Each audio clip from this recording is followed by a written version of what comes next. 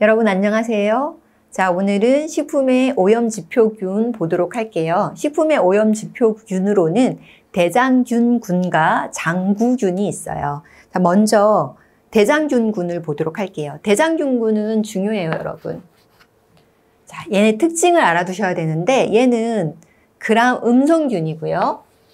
그람 염색에 의해서 그람 음성균이에요. 보통 이제 그람 염색을 하게 되면은 이 핑크빛, 붉은 색깔을 띠게 되죠. 염색이 돼요. 그람 음성균. 포자를 형성하지 않아요. 강균이에요. 포자를 형성하지 않는 막대 모양의 균이다. 그리고 이 유당이라는 건 젖당을 말하는 거고, 락토즈, 이 젖당, 유당을 분해해서 산하고 가스를 생성하는 그런 균이에요. 대부분은 이제 호기성 또는 통성 현미성균. 이게 바로 대장균군의 정의예요. 대장균, 어떤 균이다? 그람 음성, 포자를 형성하지 않는 강균이다. 중요한 거는 락토즈, 유당. 이 유당은 모든 균이 다 이용하는 게 아니거든요. 그래서 특징이 되는 거예요. 이 유당을 분해해서 삼각가스를 형성한다, 생성한다. 자, 가열 처리는 물론 쉽게 사멸이 돼요. 왜? 포자를 형성하지 않기 때문에. 그런데 가열을 다 한 그런 식품을 조리를 다 한 다음에, 즉 조리를 했다는 거는 가열 처리를 다 한 거죠. 그 이후에 불결하게 취급한다. 즉 화장실에 갔다 온 사람이 손을 안 씻고 그 식품을 예를 들어서 만졌다든지 이런 식으로 불결하게 취급을 하게 되면 대장균이 검출될 수 있겠죠. 자, 그래서 식품의 오염 지표, 즉 이 식품이 위생적인지 아닌지, 오염이 됐는지 안 됐는지 지표가 되는, 인덱스가 되는 그런 균, 그게 바로 대장균군이라는 거예요. 자, 그래서 여러분 아마 뉴스나 이런 걸 보게 되면 냉면 육수에서 대장균이 검출되었습니다. 또 어떤 약수터의 그 물 있잖아요. 그 약수물에서 대장균이 검출이 되면 그거 이제 못 먹게 해요. 자, 그런 것처럼 이 분변 오염 지표균으로 이용이 된다. 그러니까 식품의 오염 지표균으로 대표적인 게 대장균군이에요.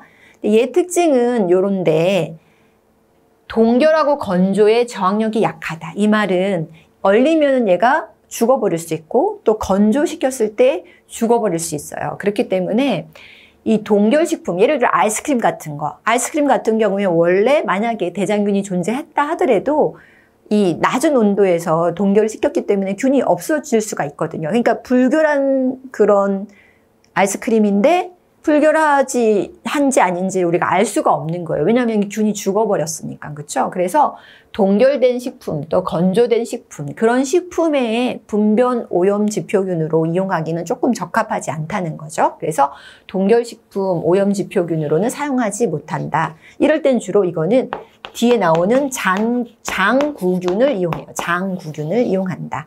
잘 아는 대장균, 에세리키아 꼴라이. 그래서 우리가 보통 이꼴라이 이렇게 얘기하고, 이꼴라이 이렇게 약자로 에세리키아 꼴라이, 엔테로박터소 이런 것들이 식품의 오염 지표균인 대장균군에 속하는 거다.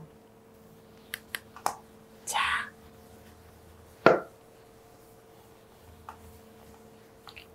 그리고 여러분들이 이거는 좀 잘 알 거예요. 뒤에서도 우리가 자세히 할 건데, 이꼴라이 O157, 얘 같은 경우에는 현재 제2급 감염병균이고요.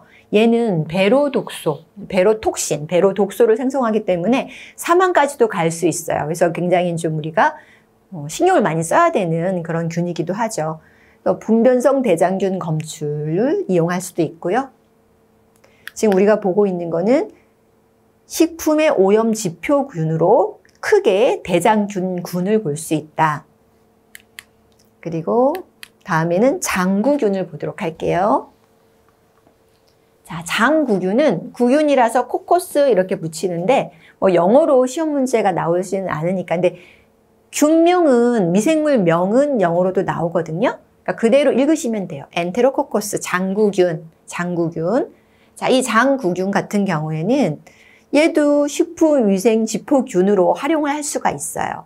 얘는 엔테로코커스 피컬리스, 대표적인 균명이에요. 그러니까 여기는 우리가 균명을 말할 때 속명, 얘는 종명이죠. 속명과 종명을 이렇게 쓰는 거예요. 그래서 엔테로코커스 피컬리스 이런 균인데, 얘 특징은 뭐냐면은 냉동식품과 건조식품, 이 냉동과 건조에 강한 편이에요. 그러니까 대장균군에 비하면 이 엔테로코커스 장구균이 더 냉동과 건조에 강하기 때문에 아이스크림 같은 거, 냉동식품, 건조식품에 분변 오염 지표균으로 사용을 하는 거예요.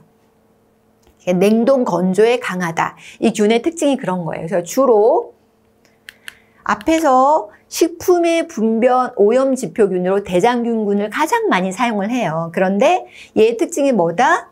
이렇게 동결 건조에 약하다. 자, 그래서 동결 건조 식품에는 뭘 이용한다? 장구균을 이용을 해요. 그러니까 두 가지를 같이 이용하기도 하고요. 냉동 건조 이 가공식품에는 장구균이 검출이 되는지 안 되는지, 그러니까 그걸 보고 위생적인지 비위생적인지 보는 거예요. 그러니까 그거를 여러분들이 잘 알아두시면 돼요. 자, 다음은 우리 살균과 소독을 한번 보도록 할게요. 그러니까 살균과 소독. 요 개념은 살균, 멸균, 소독 이런 개념이 이제 약간 차이가 있어요. 근데 우리 보통 살균과 멸균의 차이는 여러분이 알아두셔야 돼요. 살균이라고 하면은 일반적으로 미생물들을 죽이는데 모두 한 개도 남김없이 모두 죽이는 거를 보통 살균이라고 얘기하지 않죠. 일반적으로 모든 미생물을 사멸시키는 거, 완전 박멸한다 이런 말 하잖아요. 그래서 멸균이에요, 멸균. 그러니까 멸균은 하나도 남김없이 포자까지. 세균의 포자는 굉장히 열에 강하거든요. 근데 그 포자까지도 다 죽이는 거, 완전히 다 사멸시키는 거를 멸균이라고 해요. 그러니까 근데 일반적으로 우리가 그냥 이제 가열 처리하고 이랬을 때는 균이 조금 있을 수는 있어요. 뭐 조금은 남아있을 수 있거든요. 자, 그래서 이런 일반적인 미생물의 영양세포를 사멸시키는 이런 거를 보통 살균이라고 한다. 자, 소독이라고 하면은 일반적으로는 보통 약품을 보통 이용을 많이 하죠. 그러니까 병원성 미생물을 죽이거나 약화시킨다 이렇게 나오는데, 그러니까 소독은 보통 약품 처리를 하는 거 보통 우리가 소독이라고 얘기 많이 해요. 물리적 이제 소독법을 한번 보도록 할게요. 그러니까 이 소독에 관련된 거는 사실 위생학보다는 우리 영양사 시험보다는 위생사 시험에 더 이제 중요한 부분이에요. 그래서 제가 좀 중요한 것만 설명하고 아주 자세하게는 좀 하지 않도록 할게요. 그래서 여러분들 우리 책의 교재는 굉장히 자세하게 나와 있는데 그 중에서 꼭 알아둬야 될 내용 위주로만 보도록 할게요. 자, 처음. 건열살균, 이렇게 물리적 소독법에는 건열이라는 거는 무리 없이 살균하는 거예요. 그러니까 무리 없이 열만 가한다? 그럼 여러분 드라이 오븐 아시죠? 드라이 오븐 이런 데서 이제 살균을 하는 거예요. 건열 멸균기에서 보통은 건열살균과 습열살균 우리가 나누는데 물을 넣고 오토클레이브 같은 거를 시킬 때는 습열살균이고 물이 없는 경우에 그냥 전기를 꽂아가지고 그 열에 의해서만 살균을 하는 거를 우리가 건열살균이라고 하거든요. 이 건열살균은 습열살균에 비해서는 조금 더 온도가 높아요. 그러니까 덜 효율적이죠. 160도, 굉장히 높은 온도에서 거의 1시간 정도 열처리를 해야지 대부분 다 살균이 돼요. 화염살균을 뭘 말하냐면 여러분 알콜 램프 아시죠? 이 알콜 램프로 백금이 같은 거 기억나시나요? 이렇게 동그랗게 생겨가지고 이렇게 백금이 같은 걸 살균한다든지 금속, 핀셋, 백금이 이런 것들 그리고 비커 앞에를 이렇게 살균을 한다든지 이런 살균을 하는 거를 화염살균이라고 얘기하는 거예요. 열탕 소독하면은 뭐 행주 같은 거 이런 것들 넣고 이렇게 팔팔 끓이잖아요. 자비소독이라고 얘기하죠. 끓는 물에 수저라든지 가정에서 많이 하죠. 행주 같은 거 이렇게 삶아서 열 처리하는 거. 이런 걸 열탕 소독이라고 하죠. 자, 가열살균은 온도에 따라서 이제 종류들이 있는데 저온 장시간 살균이라고 LTLT. 그러니까 저온이니까 low temperature. 그다음에 장시간 long time. low temperature, long time. 그래서 LTLT라고 얘기하는데 이건 보통 우리가 63도씨에서 30분 가열하는 거를 얘기하죠. 저온살균 정도의 온도는 알아두고 있는 게 기본적으로 좋아요.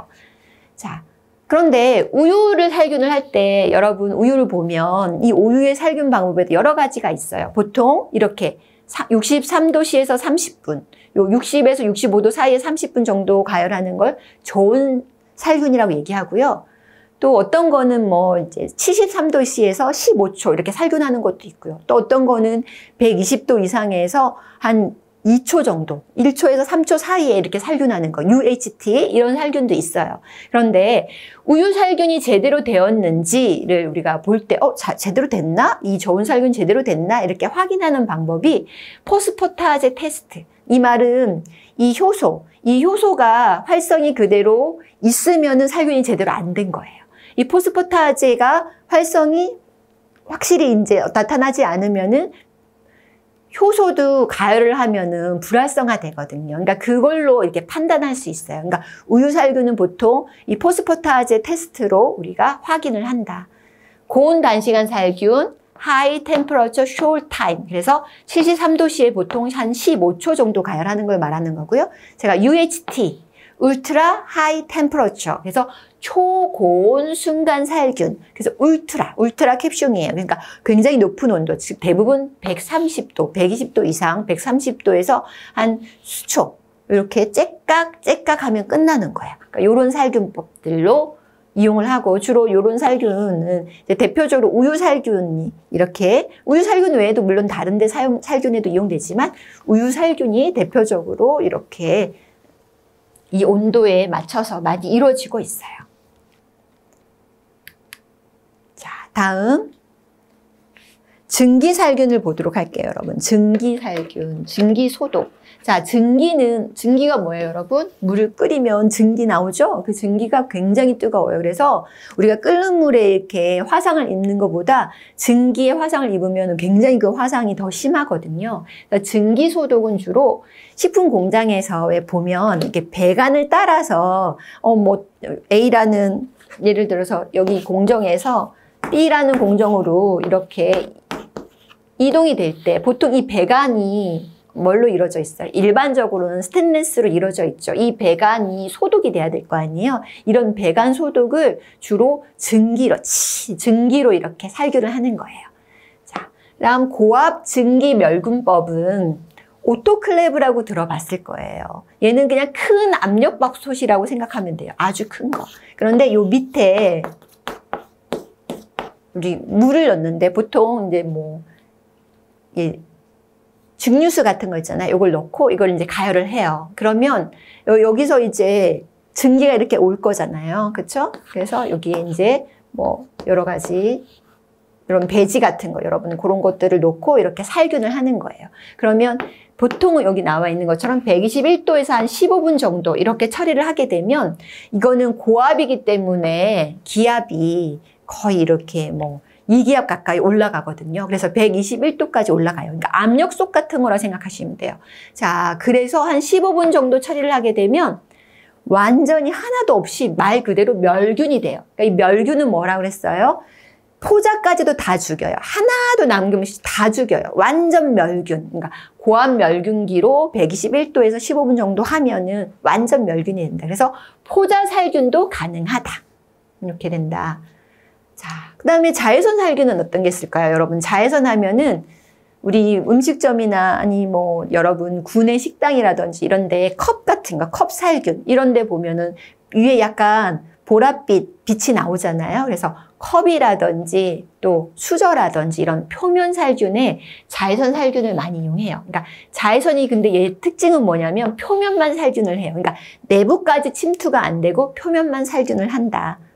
자, 다음 방사선 살균이 있는데, 방사선은 우리나라 같은 경우에는 또 방사선 살균 같은 경우에 허용된 게 코발트 60, 방사선 동위 원소를 이용하거든요. 그러니까 코발트 60 같은 걸 이용하고 알파, 베타, 감마 중에 감마선을 이용해요. 감마선. 근데 이거는 어떤 미생물을 죽이기 위한 단독 방법으로는 잘 사용하지 않아요. 이 방사선 살균은. 그래서 이건 뒤쪽에 잠깐 간단하게 나올 때 그때 좀 더 설명을 하도록 할게요. 자, 그다음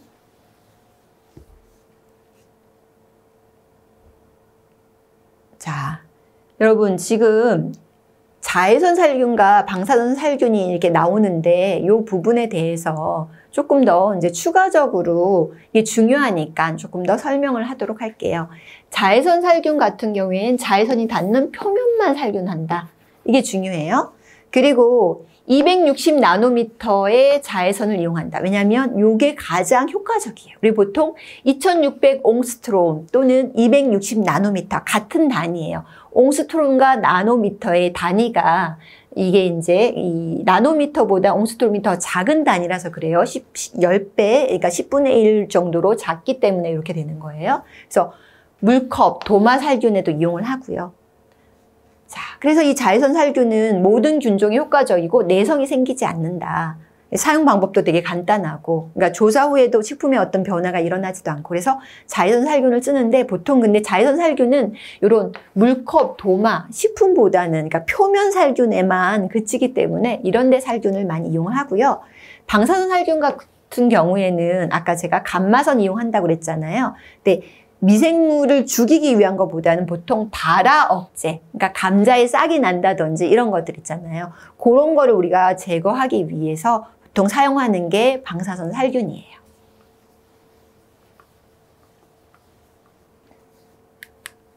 자, 다음은 이제 화학적 소독법으로 넘어가 보도록 할게요. 자, 화학적 소독법은 여러 가지가 나오는데 이 화학적 소독법도 위생사에서 중요하고 영양사에서 좀 덜 중요해서 제가 좀 골라서 간단하게 보려고 해요. 자, 화학적인 소독제면 뭐 생석회 여러 가지가 있는데, 그러니까 그 중에 좀 중요한 거, 생석회는 뭐 분뇨, 가축 분뇨 있잖아요. 근데 가축의 그런 우리라든지 이런 것들을 보통 이렇게 소독에도 많이 이용을 해요. 차염소산 나트륨은 우리 식품하고 많이 연관이 되죠. 단체 급식에서도 생으로 그냥 과일이나 채소 그냥 나가면 안 되죠. 이 차염소산 나트륨 보통 이 락스를 말하는 거예요. NaOCl이죠. 그래서 우리가 차아염소산, 이게 락스를 얘기를 하는 거고, 얘를 희석해가지고 과일, 채소에 이 세척에 이용을 하죠. 그 외에도 용기, 기구, 식기 이런 데 이제 널리 이용하는 게 바로 차염소산 나트륨이에요. 자, 그 다음 뭐 오존 살균 들어보셨죠? 이런 것들이 있고, 이거는 제가 그냥 이렇게 좀 골라서만 봤어요. 일단 이제 페놀이 나오는데, 그렇죠? 여러분 페놀이 나오죠? 자, 페놀 같은 경우에는 보시면은 3% 수요, 그러니까 희석해서 사용을 해요. 희석해서 사용을 한다.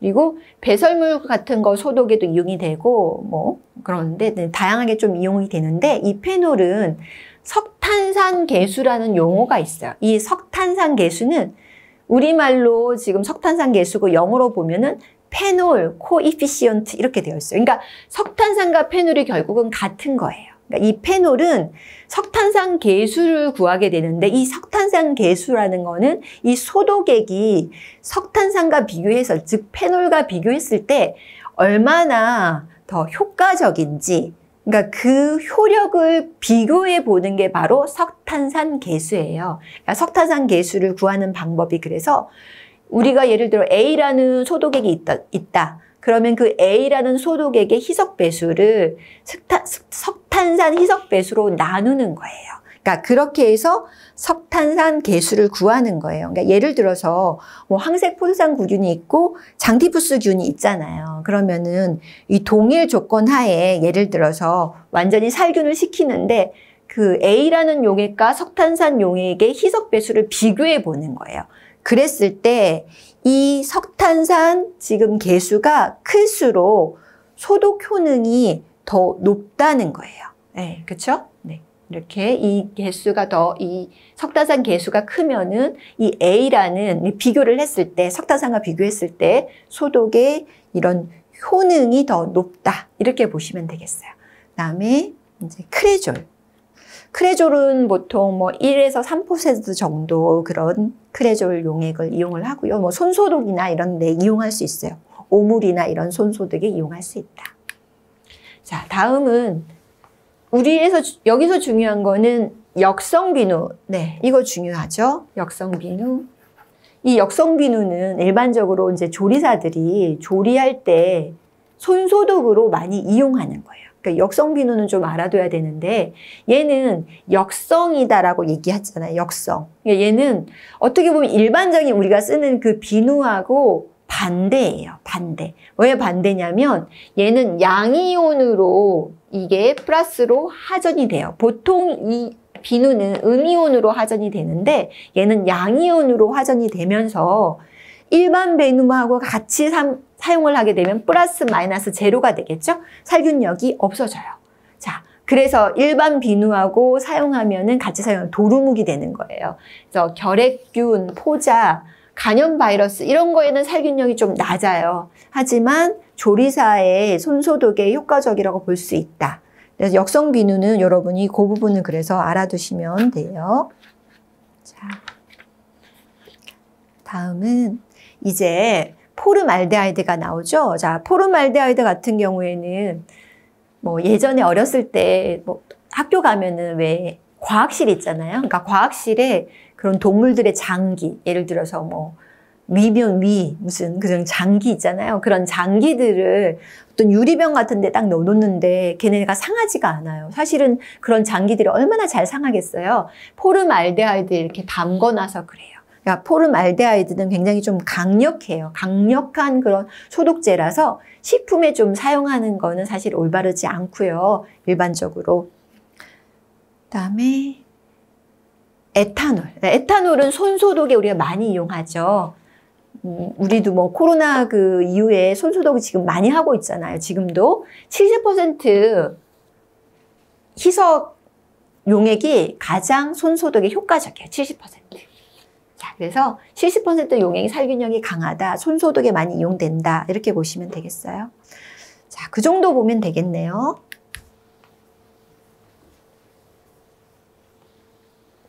자, 이제는 넘어가서 소독 방법을 한번 보도록 할게요. 소독 방법. 자, 소독 방법에서 맨 처음에 이제 우리가 그 역성비누 제가 이제 이런 식으로 조금 정리를 해봤어요. 조리자의 손 같은 경우에는 역성비누액을 보통 이제 이용을 한다. 역성비누, 조리자의 손 역성비누를 보통 이용을 한다. 손톱까지 그쵸 잘 비벼야 되겠죠. 그리고 이제 일반 비누하고 같이 쓰면 안 되고요. 이렇게 잘 비벼서 시간이 흐른 다음에 수돗물로 잘 씻어내는 게 이제 필요하다. 자, 다음 채소나 과일은 뭘로 소독할 수 있다고 그랬죠? 네, 이거는 차염소산 나트륨. 희석을 해서 물론 사용을 해요. 이 락스 희석한 물로 씻는다.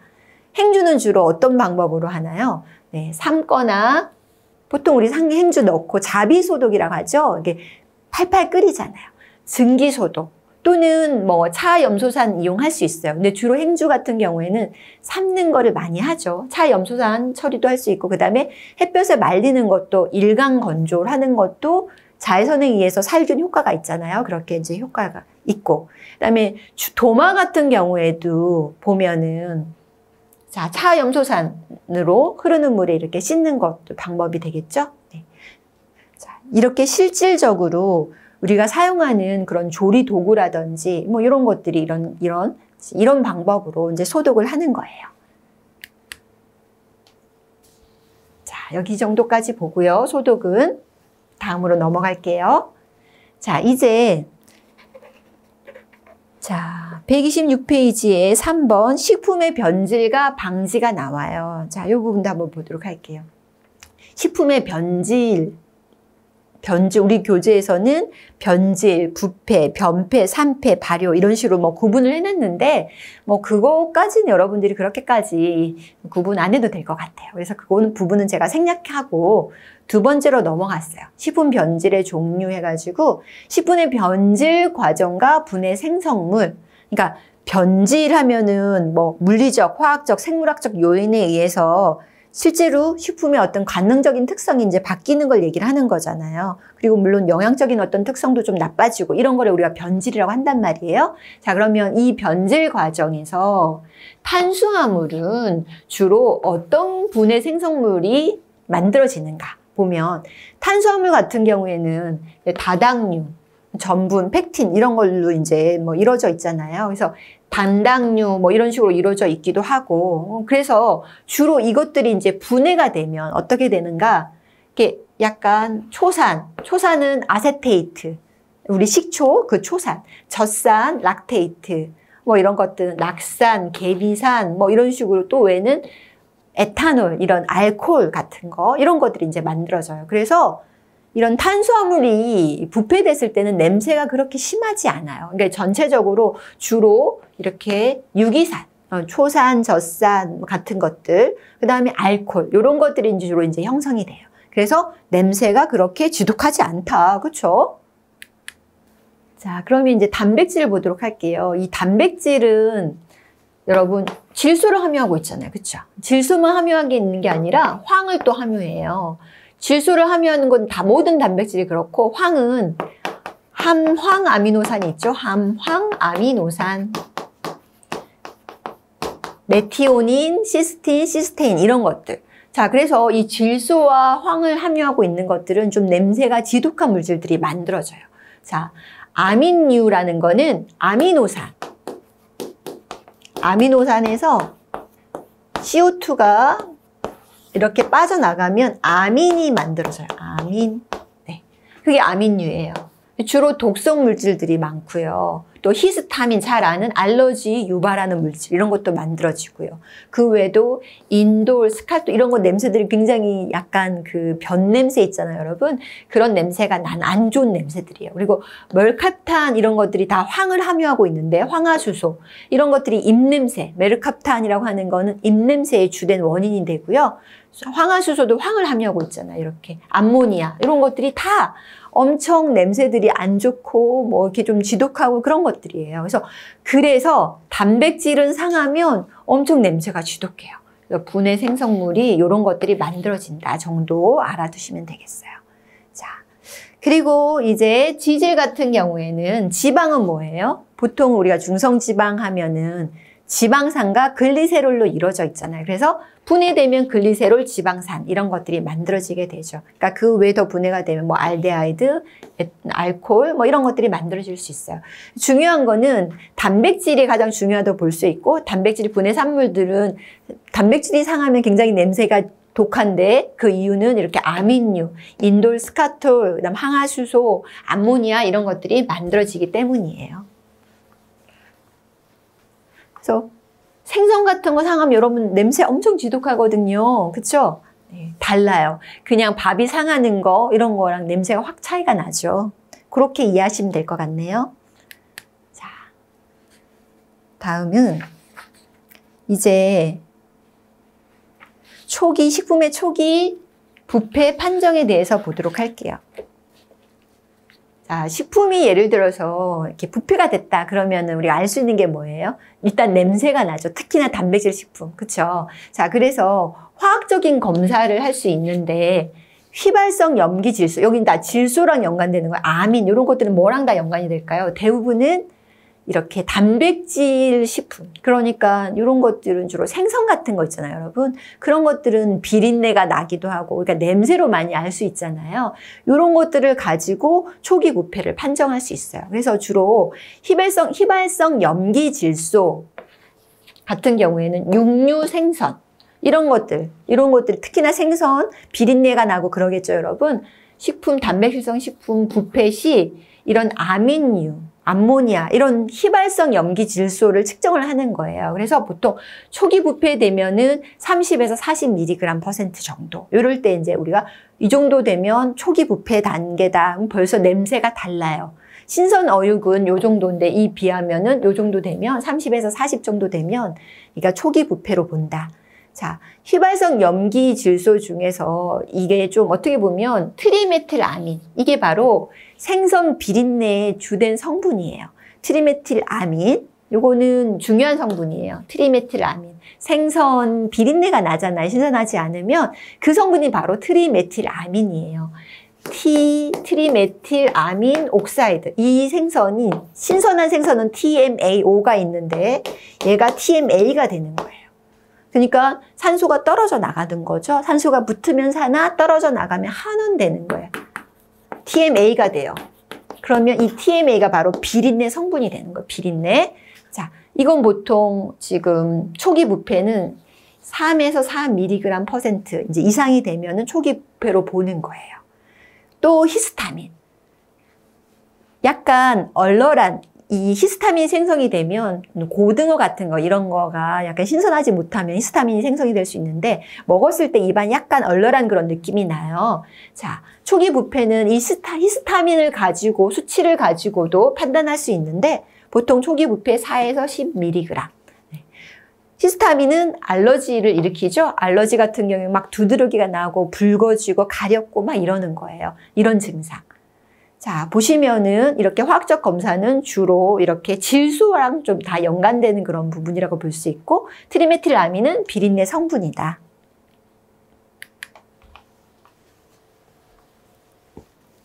자, 그 다음 식품별 부패 미생물 보도록 할게요. 자, 식품별 부패 미생물 같은 경우에도 책에 굉장히 많은 내용이 나와 있는데 그중에 제가 좀 골랐어요. 여러분들에게 너무 많으니까 이거 다 안 외우셔도 돼요. 그러니까 제가 그냥 하는 정도 보시고 나중에 문제 또 우리가 같이 풀면서 나오는 정도만 보시면 돼요. 자, 곡류는 뭐랑 많이 연관이 된다고 그랬죠? 곡류에서 많이 증식하는 거는 뭐다? 곰팡이. 왜? 곰팡이는 건조한 곳에 그나마 잘 증식을 한다. 그걸 좀 기억해 주시면 돼요. 곡물하고 곰팡이하고 연관이 된다.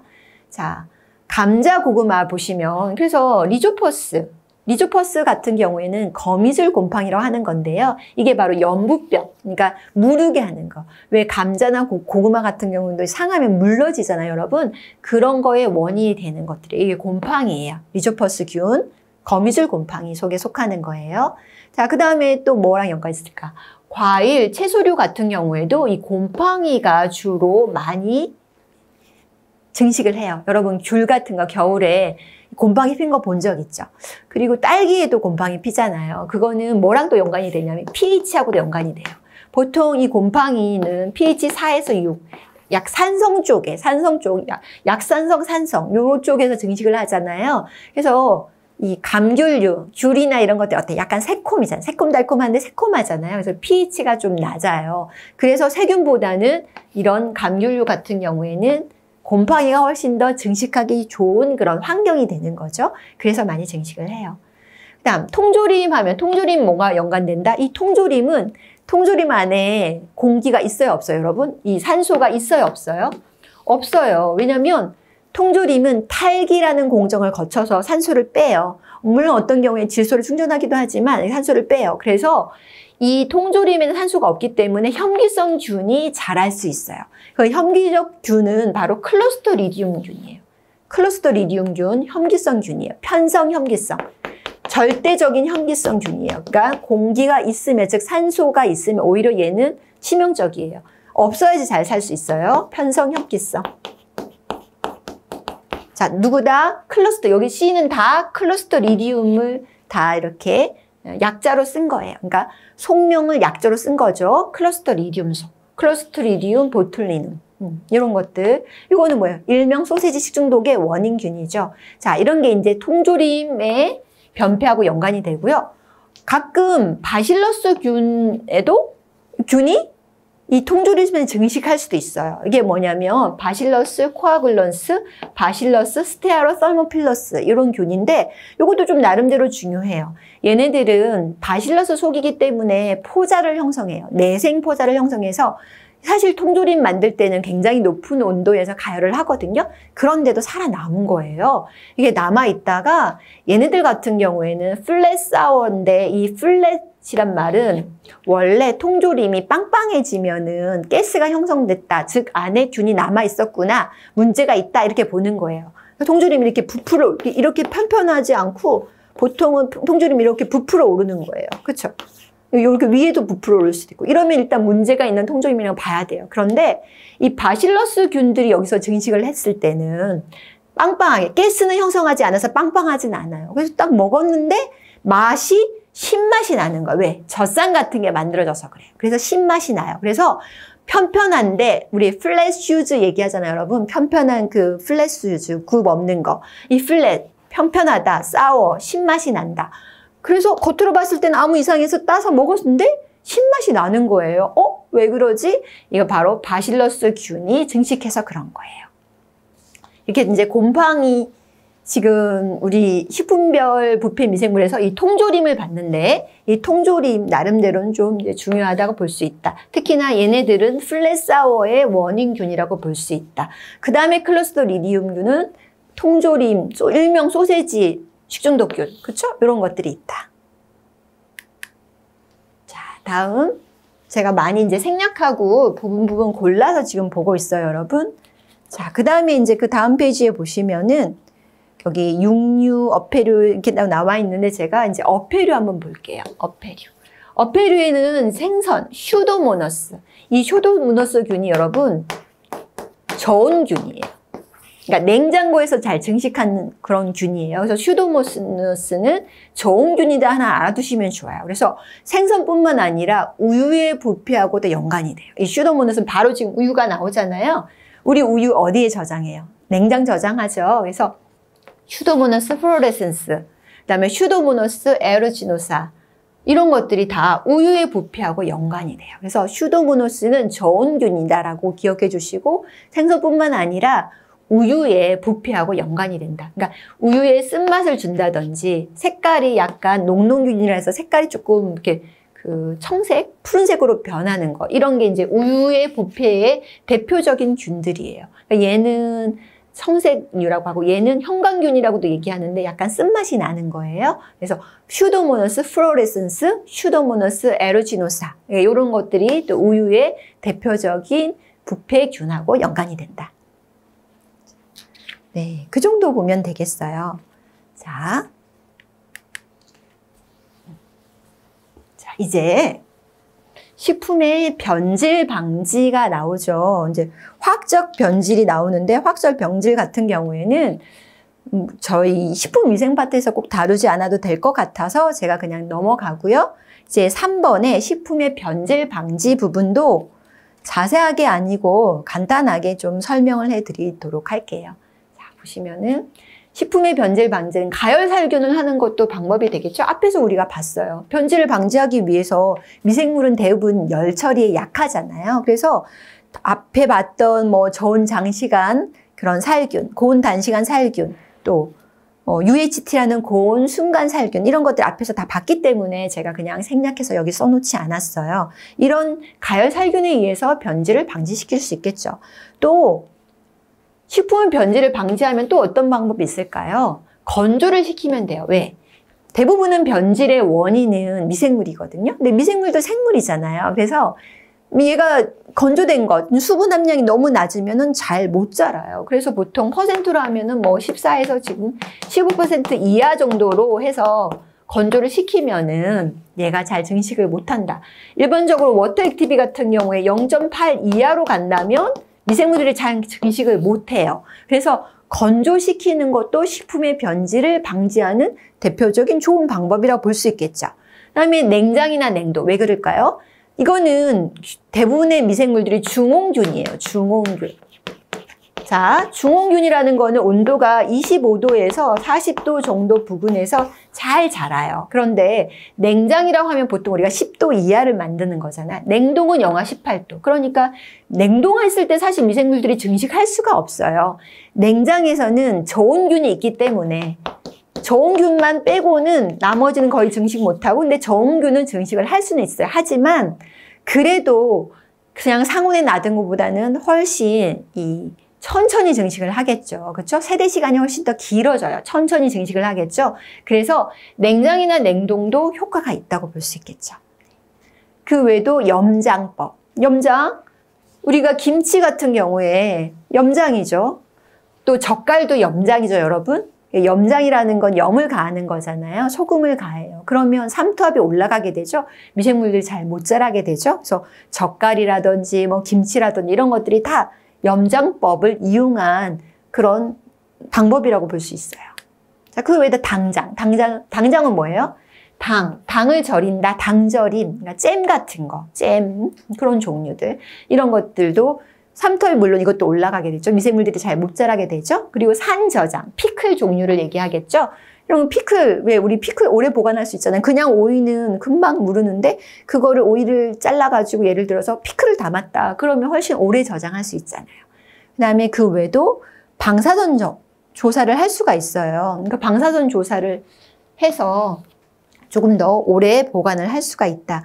근데 방사선 조사를 하면 미생물론 제거될 수 있어요. 그리고 우리가 예를 들어서 뭐 우주식 예를 들어서 우주인들 있잖아요. 근데 우리나라 우주인이 예를 들어서 저기 우주에 가서 김치를 먹고 싶어요. 그런데 김치에는 균이 있잖아요. 그래서 그 균이 우주에 가서 어떤 반응이 일어날지 모르니까 그걸 살균을 시켜야 돼요. 그런데 아삭아삭한 김치를 먹고 싶으면 방사선 조사를 하는 거예요. 그냥 가열하면 김치가 물러지겠죠? 근데 방사선 조사를 하면 그대로 그 아삭한 게 유지가 돼요. 그래서 방사선 조사를 해서 미생물들을 제거하는 것도 방법이 될 수 있어요.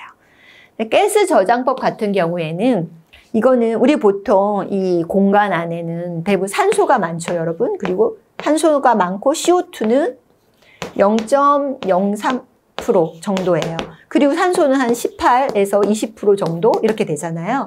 그런데 가스 저장이라는 건 이 산소를 낮추고 CO2 함량을 높여요. 뭐 거의 한 5% 정도? 산소도 5% 이하로 낮추고. 그러면 이 과일이나, 특히나 과일 같은 거, 채소도 그렇지만 과일이 주로 이렇게 적합해요. 과일의 저장에 적합해요. 그러니까 호흡을 천천히 하게 돼요. 그래서 얘가 과일이 익으면은 이렇게 점점점 숙성도 되지만 그 다음에는 이렇게 상하게 되잖아요. 그걸 방지해 주는 역할을 해요. 이런 게 이제 가스 저장법이에요.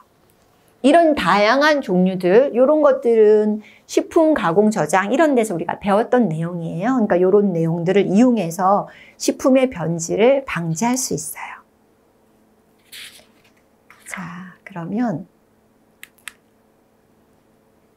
식중독의 의, 이 파트까지 보고 끝내도록 할게요. 자, 식중독의 의를 한번 보도록 할게요. 자, 식중독의 정의는 뭘까요? 우리가 식중독이다 그러면은 우리가 식품을 먹었어요. 그렇죠? 식품 섭취를 했는데 그거의 보통은 대부분은 유해한 미생물, 그러니까 미생물이 가장 주된 원인이 돼요.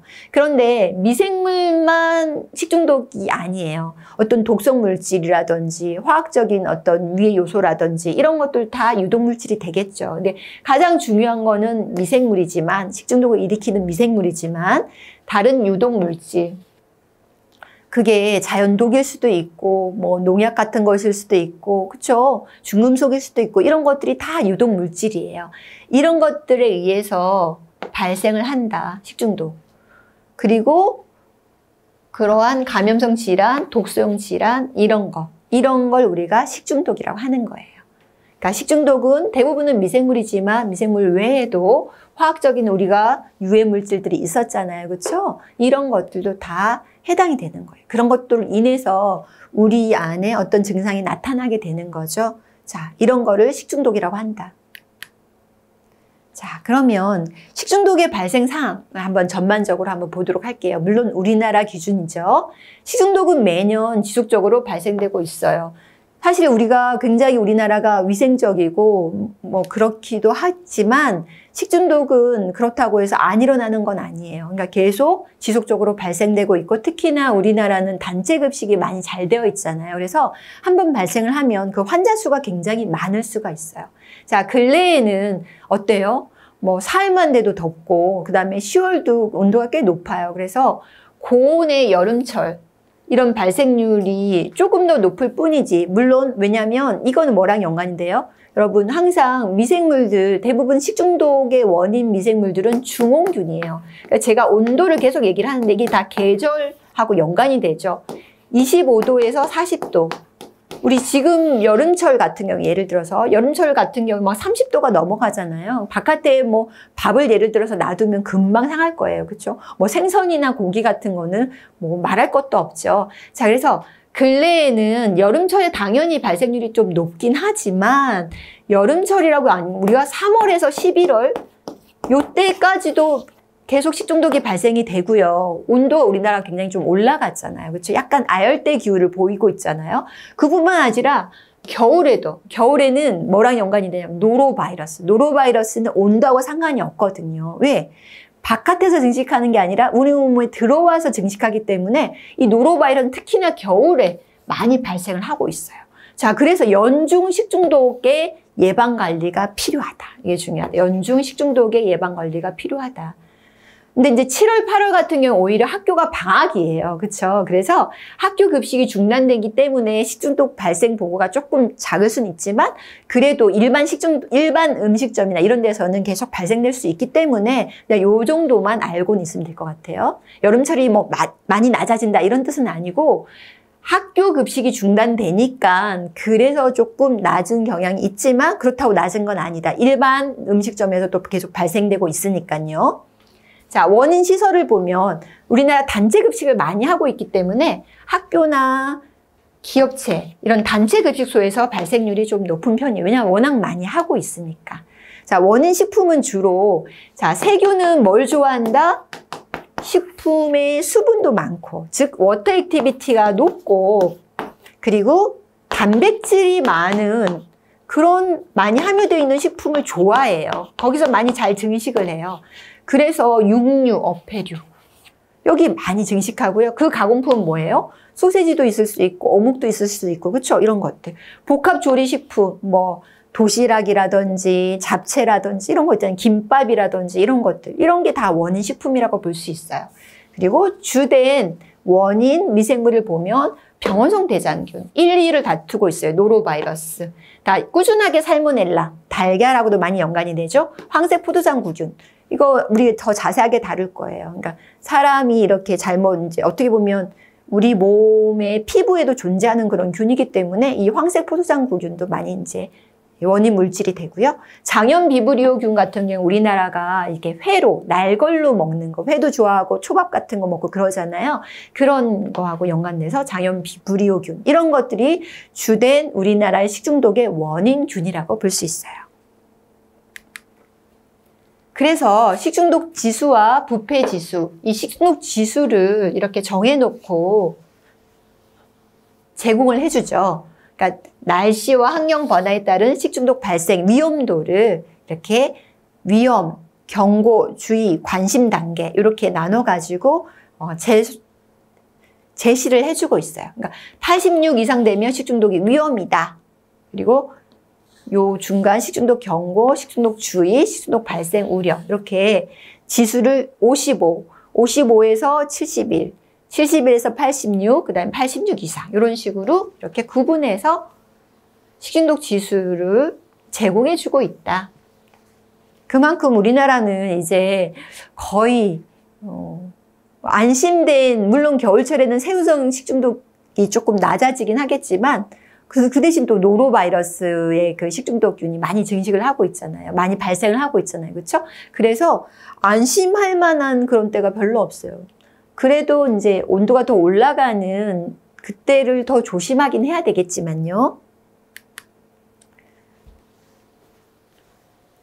자, 그러면은 우리가 본격적으로 이제 2장에 들어가기 전에 식중독 분류를 간단하게 한번 본다면 2장에서 자세하게 다룰 거예요. 식중독의 분류를 보면 세균, 감염형, 독소형, 그 다음에 감염 독소형, 알레르기성, 기타 이렇게 나와 있는데 이거는 식중독을 이제 분류하는 문제는 옛날엔 좀 나왔어요. 근데 요즘에는 그렇게 잘 나오지는 않거든요. 그래도 이제 혹시 또 모르니까 감염형이라는 건 뭐냐면은 그 식품에 균 자체가 많이 증식을 했어요. 그러니까 보통은 여기 지금 10의 6승 이상.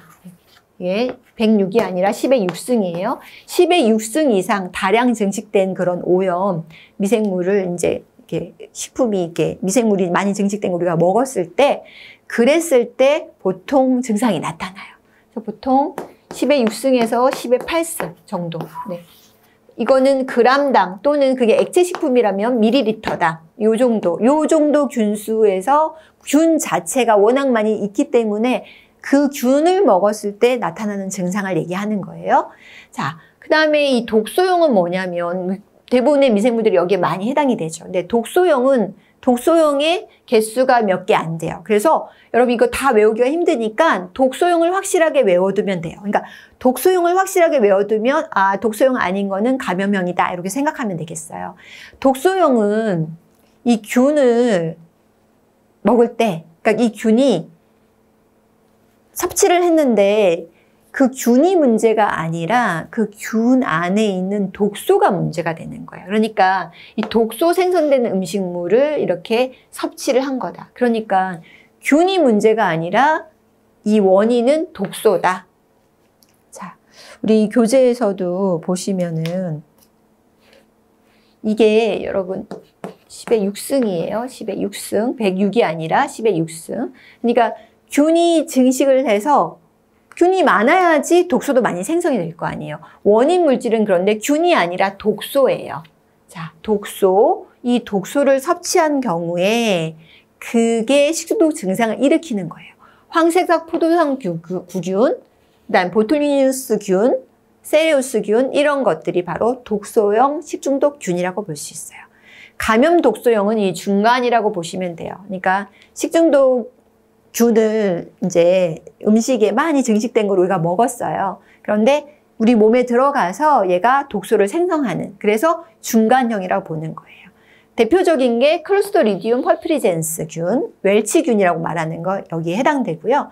알레르기를 일으키는 히스타민을 생성하는 그런 균, 모르가넬라 모르가니, 그래서 몰가넬라 우리가 몰가니 그 균 여기에 해당돼요. 자, 이렇게 이제 좀 구분을 할 수가 있어요. 식중독 분류는. 자, 그러면은 세균성균은 그렇고 바이러스성은 노로바이러스가 대표적인 게 있고요. 그 외에도 우리가 자연성, 즉 여기 보면 동물성, 식물성 원인을 보면은 뭐 보고독이라든지 이런 독성분들들, 그렇죠? 이런 것들도 식중독의 원인이 되겠죠. 앞에서 우리가 배웠던 거예요. 그 다음에 식물성, 독버섯이라든지 쌍난 감자라든지 그런 것들, 뭐 솔라닌 같은 그런 것들 있잖아요. 자, 이런 것들이 다 식중독의 원인이 될 수 있고요. 곰팡이독도 식중독의 원인이 되죠. 대표적인 게 아플라톡신이에요. 이런 지금 우리가 하고 있는 파트는 1장이라서 전반적인 내용을 다 같이 보고 있는 거예요. 자, 화학성 식중독에서도 의도적인 첨가물, 비의도적인 첨가물. 그러니까 의도적인 첨가물은 대부분 유해 첨가물이고요. 의도를 가지고, 그쵸?